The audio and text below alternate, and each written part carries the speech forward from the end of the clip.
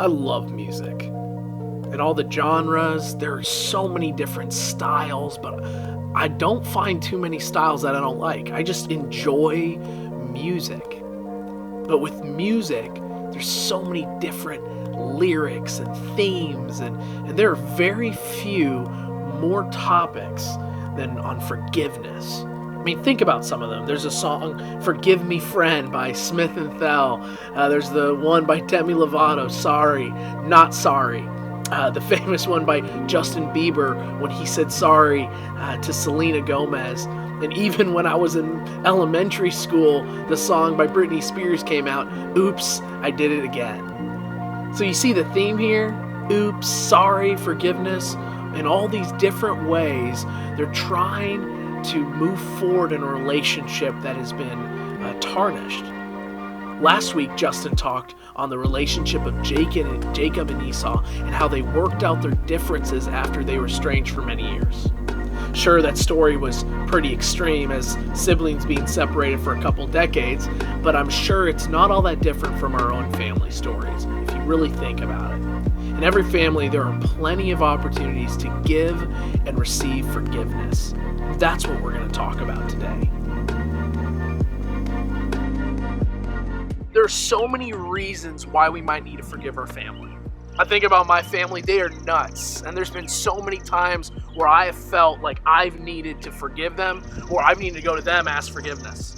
So I want you to play a game with me for a second. I'm going to give you a couple scenarios. We're going to have some fun. It's a game of Would You Rather. And I have a couple scenarios I need you to think with me. And I know you're watching this on a phone, an iPad, a TV, whatever. But just think about this with me.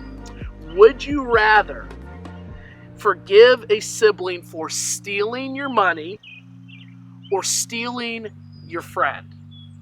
Okay, that's a tough one. Would you forgive them more for stealing a friend or stealing your money? Okay, second one. Would you rather forgive one of your siblings for lying to you or lying about you to someone else? It's tough. For lying to you or lying to someone else about you. And third scenario is, would you rather forgive a sibling for pushing you or embarrassing you? Guys, we've all needed to forgive or be forgiven by a family member. And I want you to listen to what I'm about to say. No family is perfect because people are in families. And wherever there are people, there's never going to be perfection. In every family, people will hurt you. They'll hurt each other. I think about that recently with my daughter. We went and we stayed at a hotel and she was getting on my nerves. Sorry, Hannah, if you're watching, but she would not go to sleep. She was so excited. We were playing games and we were playing Skippo and watching TV. And I started getting so upset. I started just shushing her. I was just going, shh, shh. And she looked and she said, Daddy, you are mean. And I ran over to the side of the bed and I said, Hannah, no, you will be quiet right now. And then she rolled over and I started hearing some whimpering. And Amanda went over and started hugging her. And the next day I knew I had messed up.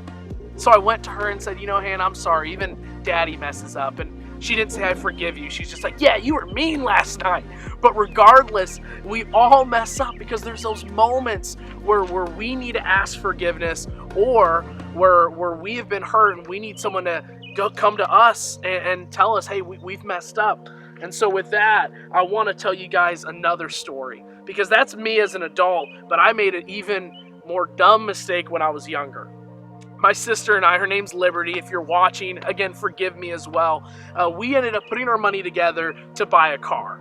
So we bought this 1992 Pontiac Sunfire, it's blue, and we saved up. I think it was only like $1,500, but that was big money to us as we were both saving up and we were going to pay for bills and split it. We're going to do all these things, but it ended up that every time she used the car, it felt like there was a repair that needed to be had.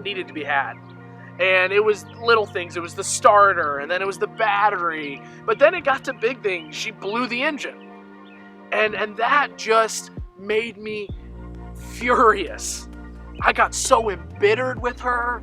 I got so angry. I would yell at her.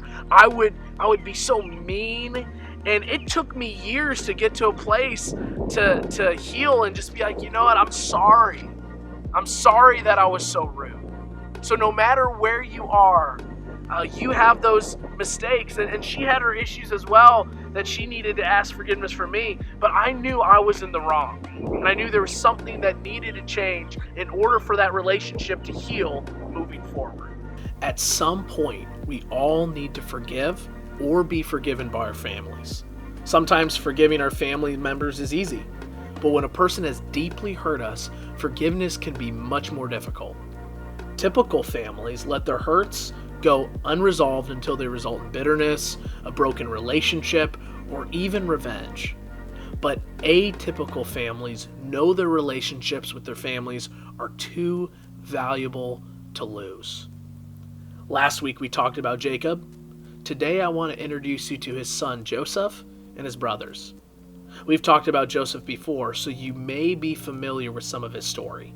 But today, we're going to focus specifically on Joseph's relationship with his family. Let's get a quick overview of Joseph's story, and then we'll look more closely at the details. We're going to be reading from Genesis 37. So Jacob settled again in the land of Canaan, where his father had lived as a foreigner. This is the account of Jacob and his family. When Joseph was 17 years old, he often tended his father's flocks. He worked for his half-brothers, the sons of his father's wives Bilhah and Zilpah. But Joseph reported to his father some of the bad things his brothers were doing. So, he was being a tattletale. Verse 3 goes on and says, Jacob loved Joseph more than any of his other children, because Joseph had been born to him in his old age. So one day Jacob had a special gift made for Joseph, a beautiful robe. But his brothers hated Joseph because their father loved him more than the rest of them. They couldn't say a kind word to him. One night Joseph had a dream, and when he told his brothers about it, they hated him more than ever. Listen to this dream, he said. We were out in the field, tying up bundles of grain. Suddenly my bundle stood up, and your bundles all gathered around and bowed low before mine. His brothers responded, So you think you will be our king, do you? Do you actually think you'll reign over us? And they hated him all the more because of his dreams and the way he talked about them. Soon Joseph had another dream, and again he told his brothers about it. Listen, I have had another dream, he said. The sun, moon, and 11 stars bowed low before me. This time he told the dream to his father as well as to his brothers. But his father scolded him. What kind of dream is that, he asked. Will your mother and I and your brothers actually come and bow to the ground before you?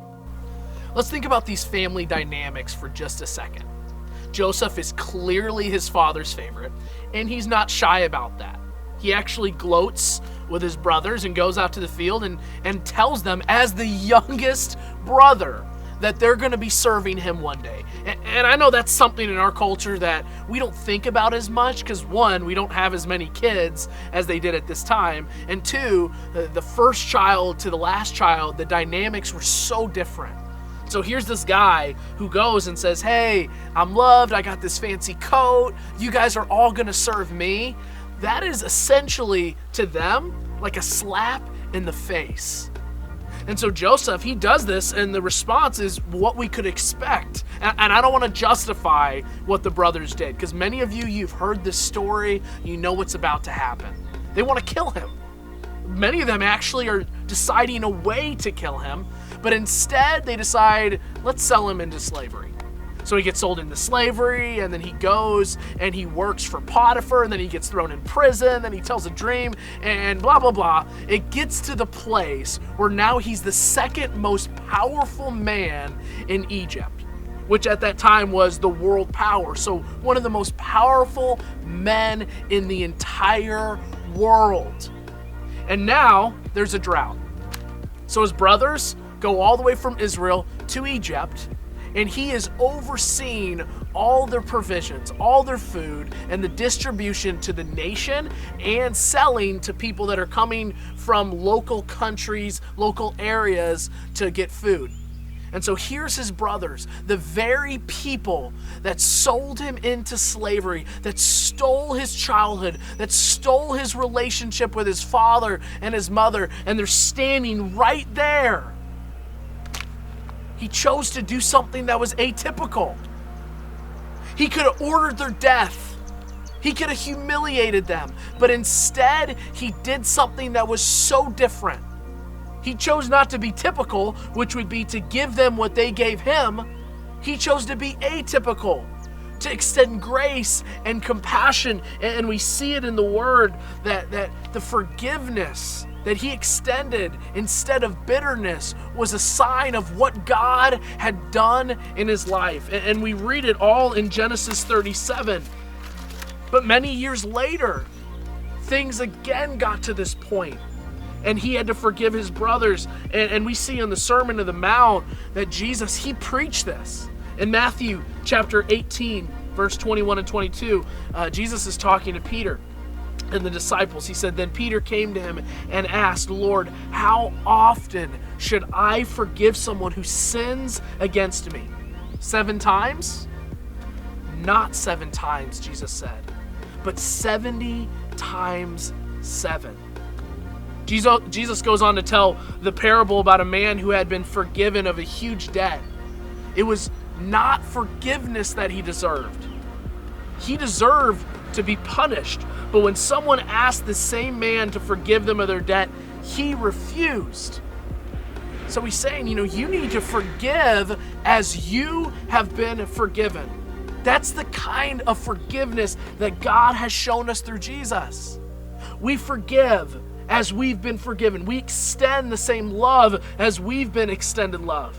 If you want God to use your family in atypical ways, then you have to start extending the love of Christ to them. That's what Joseph did. And it's what Jesus teaches us to do. Guys, I know that a lot of us, we've been hurt. We've been treated in ways that are unfair.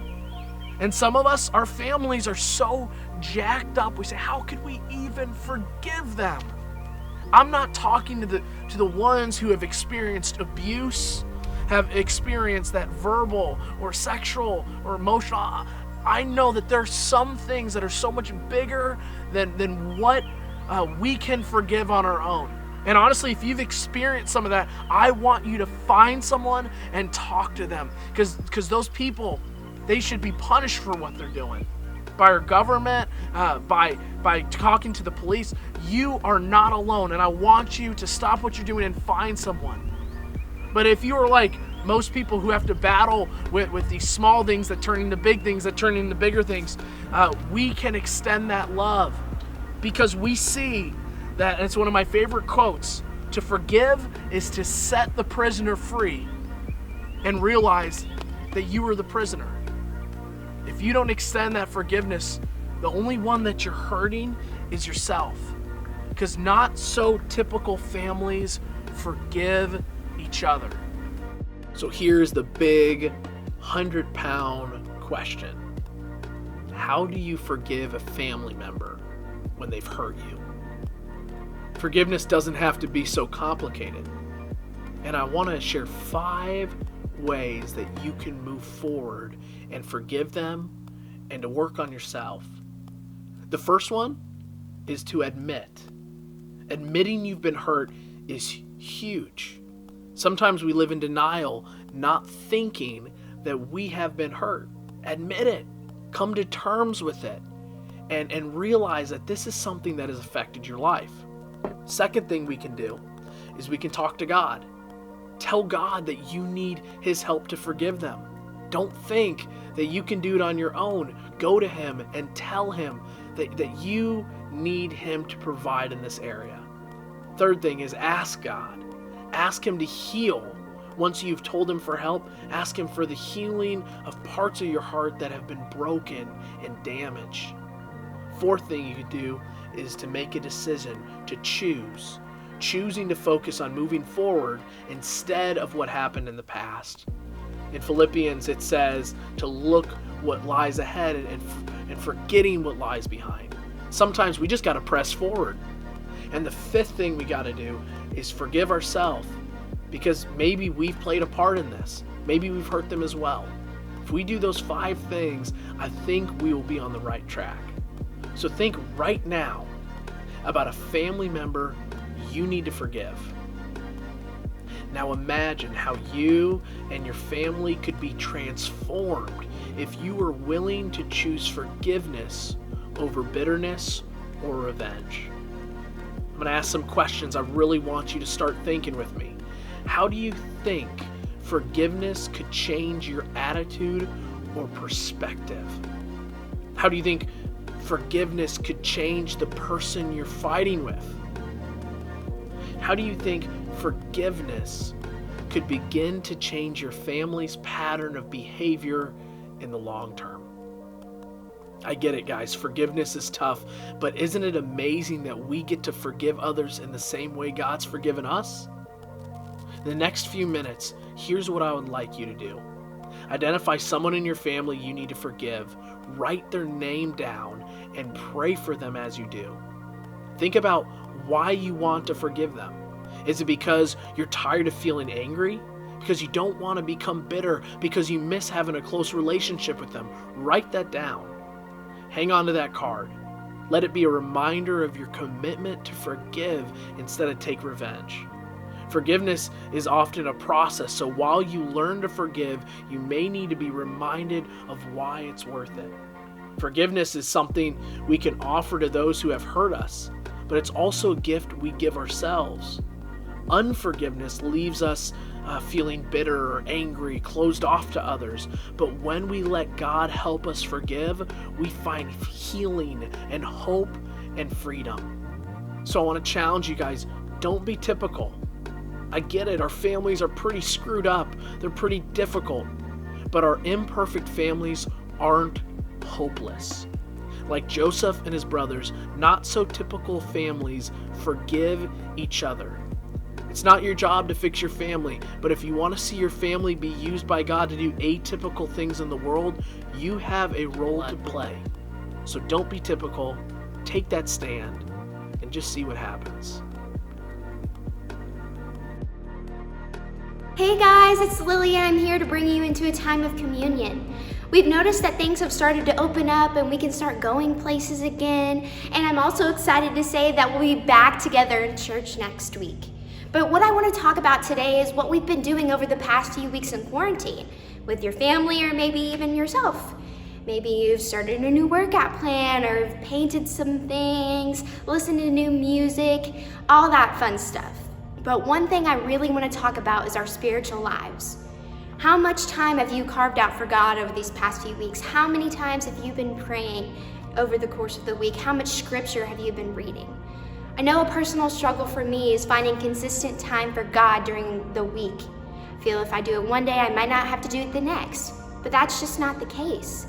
You know, Jesus suffered on the cross. He was a gift from God so that we could talk to him and have his love without having to go through everything else that people in the Old Testament did. You know, in John 3:16, he says, "For God so loved the world that he gave his one and only Son, that whoever believes in him shall not perish but have eternal life." But also in John 3:30, he says, "He must become greater, so I must become less." You know, when John says that, I really resonate with that. I mean, why would we not make time for God when he gave us such an amazing gift with so much love attached? Today, I want you to go back, reflect on what you've been doing over the past few weeks, and if you think you haven't spent enough time with God, then, you know, don't let that hurt you. Just move forward with it. Spend more time in the future. Don't resonate too much on the past. Bow your heads with me and pray. Dear Heavenly Father, I just thank you for this time together on this virtual sermon, that we can come together even when we're apart, even though that's about to come to an end. You know, I just hope that we reflect over what we've been doing over this past quarantine and move on with our future as we're starting to get back to our normal lives. I hope we continue to have good health throughout the rest of this pandemic, and just hope that we all can stay together.